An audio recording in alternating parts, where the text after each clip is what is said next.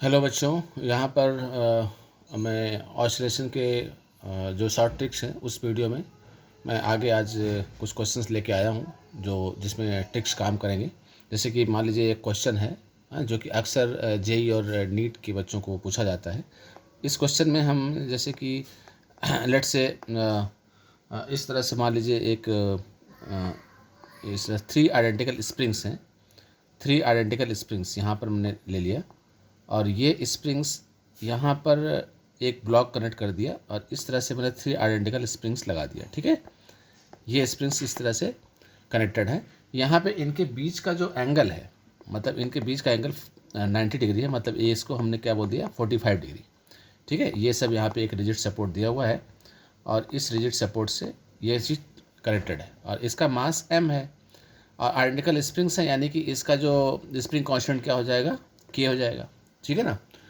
अब इसका आपको टाइम पीरियड बताना है। मान लीजिए इसको इस मास को मैं थोड़ा सा डिस्प्लेस करके छोड़ दूंगा तो इसका टाइम पीरियड, इसका जो ऑसिलेशन होगा उसका टाइम पीरियड क्या होगा, टाइम पीरियड कैसे निकालेंगे। उसका टाइम पीरियड निकालने का एक आसान तरीका क्या है जो कि मैं आपको बताना चाहता हूँ। आप लोग बहुत ध्यान से देखेंगे। जैसे कि मान लीजिए सपोज करो इसको हमने इस तरह से नीचे की तरफ कंप्रेस किया तो इसमें क्या होगा, इसमें ऊपर जो रिस्टोरिंग फोर्स स्प्रिंग तो रिस्टोर करेगी ना, इस तरह से कुछ मान लीजिए एक्स डिस्टेंस ये रिस्टोर कर रही है, एक्स रिस्टोर करके ये मतलब इसको हम कंप्रेस करेंगे। जब हमने कंप्रेस किया मतलब एक्स कंप्रेस किया तो जो रिस्टोरिंग फोर्स लगेगा वो स्प्रिंग का इस डायरेक्शन में लगेगा और एक्स मैंने यहाँ पे कंप्रेस किया है। अच्छा, इसमें कंप्रेशन एक्स आएगा, इस वाले में एक्स आएगा तो रिस्टोरिंग फोर्स इस डायरेक्शन में लगेगा और इस वाले में भी कंप्रेशन लगेगा इस तरफ, तो यानी कि इसका रिस्टोरिंग फोर्स कुछ इस तरफ होगा और इसका रिस्टोरिंग फोर्स क्या होगा, इस तरफ होगा, है कि नहीं हो।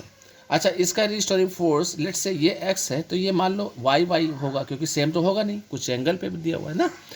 ये वाई होगा तो ये इस डायरेक्शन में कितना होगा, अगर ये वाई है तो ये इस डायरेक्शन में कितना होगा, मतलब हम कह सकते हैं इस डायरेक्शन में एक कॉस 45 का कंपोनेंट आ जाएगा। तो जो एफ नेट की वैल्यू आएगी, एफ नेट की हम यहाँ पे देखते हैं नेट फोर्स कितना लगना चाहिए। तो नेट फोर्स क्या लगेगा इस स्प्रिंग के लिए, तो भाई के एक्स लिख सकते हैं, है ना, माइनस में रिस्टोरिंग फोर्स क्या होता है, रिस्टोरिंग फोर्स माइनस में लिखते हैं तो माइनस के एक्स और प्लस यहाँ पर ये y है, ये भी y है, यानी ये इसका इस तरह का कंपोनेंट कितना हो गया y cos 45 और इसका इस तरह कितना हो गया y cos 45।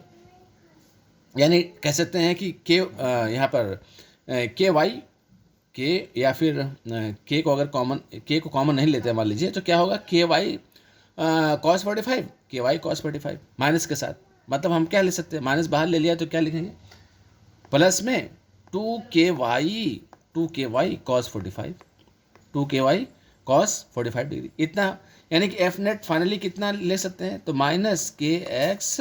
अच्छा, y को x के टर्म्स में कितना लिखा जाएगा, y को x के टर्म्स में हम फर्दर क्या लिखेंगे, y को x के टर्म्स में तो हम क्या लिखेंगे एक्चुअली ये इसका इस तरफ कंपोनेंट कितना हो जाएगा x cos 45 फर्दर लिखेंगे तो ये हो गया आपका 2k और फर्दर ये क्या हो जाएगा s cos 45 और देन यहाँ पे cos 45।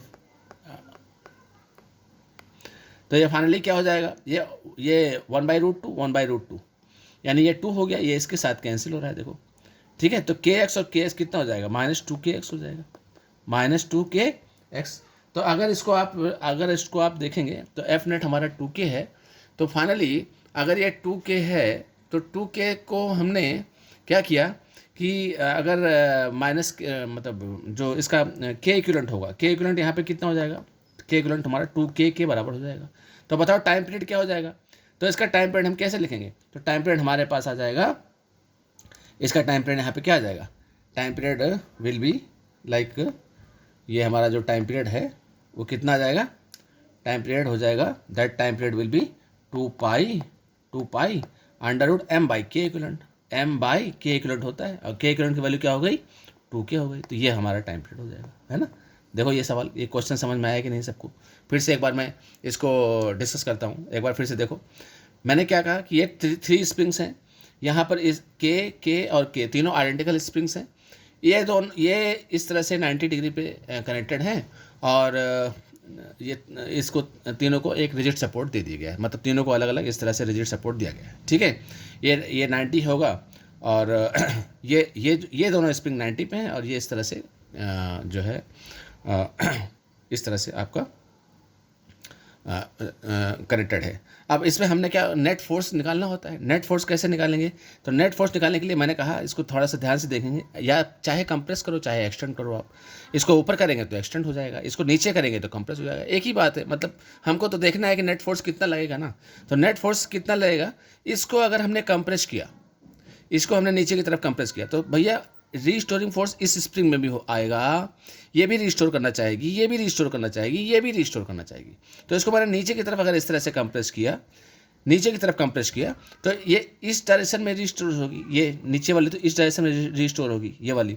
लेकिन ये वाली इसका रिस्टोर, ये रिस्टोर तो इस डायरेक्शन में हो जाएगी ना, इस डायरेक्शन में होना, मतलब जो इसमें अगर ये ऐसे कंप्रेस कर रही है तो इस डायरेक्शन में रिस्टोर करना चाहेगी, ये इस डायरेक्शन में रिस्टोर करना चाहेगी। तो इस डायरेक्शन में रिस्टोर करना चाहेगी, लेकिन मुझे इसी तरफ इनके सबके कंपोनेंट चाहिए। तो भाई इसका तो kx हो गया, इसका तो चलेगा, इसका तो x हो गया, लेकिन ये इसका कितना हो गया? तो देखो ये इसका कितना, इस डायरेक्शन में कितना है y cos 45, इसका इस डायरेक्शन में कितना हो y cos, मतलब 2y cos 45। अब y x में क्या रिलेशन है, y x में क्या रिलेशन है? तो y बेसिकली x cos 45, मतलब इस डायरेक्शन में ये जो y का इस डायरेक्शन में कंपोनेंट, इस डायरेक्शन में ये कितना हो जाएगा s cos 45। इसलिए हमने y की जगह पे हमने क्या लिखा है, s cos 45। cos 45 2 into k into cos 45, cos 45 यहाँ पर 2 इससे कैंसिल हो जाएगा और ये 2k, यानी कि जो k इक्विवेलेंट है वो हमारा कितना हो जाएगा, 2k हो जाएगा। तो टाइम पीरियड क्या हो जाएगा, 2π√m/2k, यानी m/k इक्विवेलेंट होता है तो हमने m/2k रख दिया। ठीक है, इस तरह से मान लीजिए एक और क्वेश्चन, ऐसा ही क्वेश्चन देखो अभी, अगर इस क्वेश्चन को भी आप, सेम वही क्वेश्चन है बट थोड़ा सा इसमें एंगल मैंने चेंज किया है। अब मान लो बेटा, मान लो यहाँ पर 3 स्प्रिंग्स हैं अगेन, ऐसे क्वेश्चन बहुत पूछे जाते हैं। तो ये इसका एक मुझे कई बच्चों ने इस पर मुझे बोला कि भाई सर इस पर आप जो है एक वीडियो बना के दे दीजिए। तो मैंने कहा कि इस पर मैं एक अच्छे से इसी पर्टिकुलर ऐसे ही क्वेश्चन पर मैं वीडियो बनाऊंगा, जिससे आप सबको बच्चों को इस पर हेल्प हो जाएगी। तो ये m है और यहाँ पर फर्दर मैंने एक स्प्रिंग लगा दी इस तरह से ऐसे। ठीक है, अब यहाँ पर एक्चुअली ये ना, ये 120 डिग्री है, ये 45 नहीं है, 120 है, ये भी 120 है और ये भी 120 है। ठीक है, ये भी 120। अब इसको हमें कैसे करना होगा ऐसे क्वेश्चन को, इसका भी आइडेंटिकल, ये आइडेंटिकल है, यानी स्प्रिंग कांस्टेंट के और के है मान लीजिए। ठीक है, अब मैं फर्दर यहाँ पर आपको थोड़ा चेंज करके इसका जो डायरेक्शन ये है मान लीजिए। अब चलो, अब मैंने क्या किया कि इसमें फर्दर आप समझो, इसको थोड़ा इस तरफ अगर कंप्रेस किया, इस तरफ मान लीजिए कंप्रेस किया, ठीक है, तो ये इस तरफ रिस्टोर होगा क्या, बोलो, इस तरफ रिस्टोर होगा, तो ये इस तरफ रिस्टोर होगी, ये वाली स्प्रिंग इस तरफ रिस्टोर होगी और ये वाली स्प्रिंग इस तरफ रिस्टोर होगी, है कि नहीं? ये इस तरफ रिस्टोर होगी, ऐसे रिस्टोर होगी, लेकिन मुझे तो इस डायरेक्शन में चाहिए। अब ये एंगल कितना हो जाएगा, ये वाला एंगल तो 60 डिग्री होगा ना, और ये वाला एंगल भी ऑब्वियसली 60 डिग्री ही होगा। ठीक है, तो ये दोनों में इसमें जितना चेंज आएगा वही इतने में इसमें भी आएगा। तो मतलब इसको हम क्या कह सकते हैं, ये क्या कितना हो गया, तो ये हमारे पास देखिए जो एफ नेट होगा, एफ नेट की वैल्यू क्या होनी चाहिए, एफ नेट होगी हमारे पास माइनस के इक्वलेंट इंटू एक्स, है ना। अब के इसके लिए तो के एक्स होगा, इसके लिए तो हमारा के एक्स हो गया, चलो, है ना। अब फर्दर इसके लिए क्या लिखेंगे, इसके लिए हम क्या लिखेंगे, यहाँ पे प्लस कर देते हैं और यहाँ पर हमने एक ब्रैकेट लगाया। अब देखो यहाँ पर इस वाली में, इसमें भी वाई चेंज आया है और इसमें भी जो एक्सटेंशन आया वाई आया है मान लीजिए। ठीक है, सेम आएगा, ऊपर तो आइडेंटिकल है। तो यहाँ पर वाई जो चेंज आया, ये इधर इसका इस तरफ कंपोनेंट कितना हो जाएगा भाई, तो हम क्या लिखेंगे, 2ky cos 60, 2ky cos 60 आ जाएगा, है ना। तो ये फाइनली क्या हो जाएगा, माइनस के एक्स, एक के एक्स है और 2ky। अब y की वैल्यू देखेंगे, y की वैल्यू क्या होगी, तो y की वैल्यू क्या हो जानी चाहिए, x cos 60, further x cos 60 और फर्दर फिर से cos 60।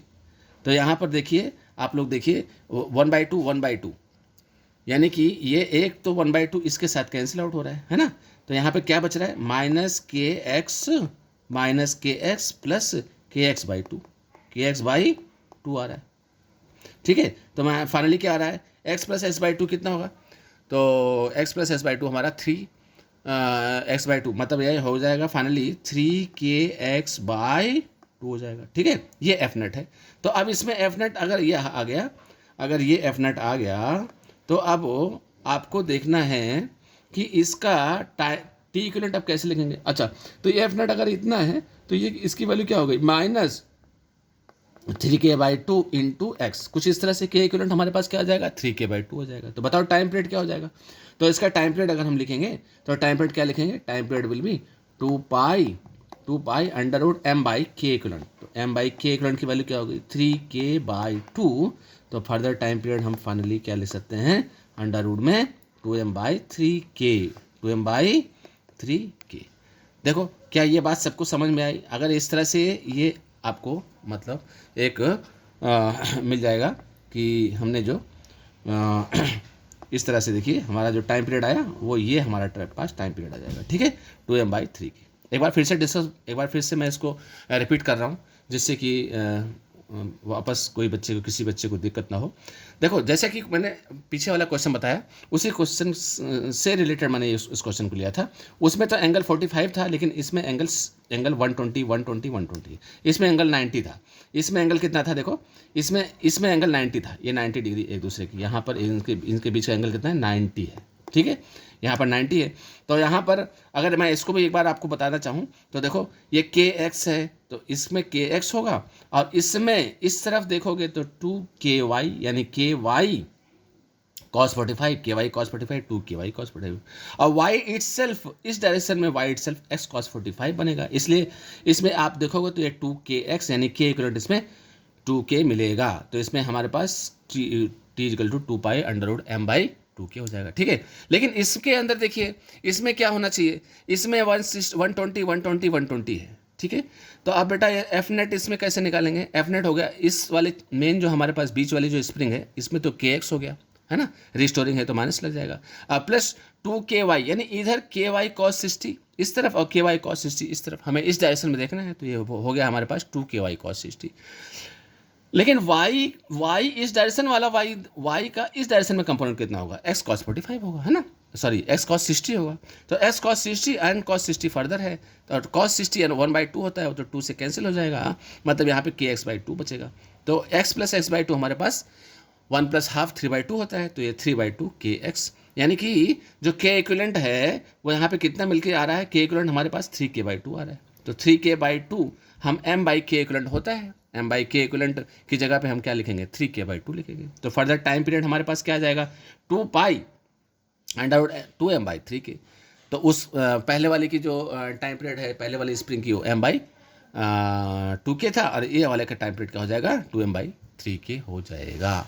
ठीक है, इस तरह से आपको ऐसे क्वेश्चंस को कैसे, ये मतलब ये बहुत ऐसे जो बहुत इंपॉर्टेंट क्वेश्चन है, ये क्वेश्चंस बिल्कुल आते ही आते हैं, मतलब इसी तरह के क्वेश्चंस पूछे जाते हैं जिनमें आप रीस्टोरिंग कैसे हो रही है, किस तरह से टाइम पीरियड लग रहा है। तो ये ऐसे इस तरह के क्वेश्चन सेलेक्ट करके मैं लाता हूँ, और जिससे आप लोगों को कंसेप्चुअल बिल्डिंग, इसी के थ्रू आपको कॉन्सेप्ट भी सीखने को पता मिल रहा है, और इस तरह से शॉर्ट ट्रिक इसमें यही है कि हमें f = -k, इसमें k इक्विवेलेंट एक्चुअली देखना होता है, उसी को हम टाइम पीरियड में ला करके रख देते हैं। ठीक है, ओके, थैंक यू।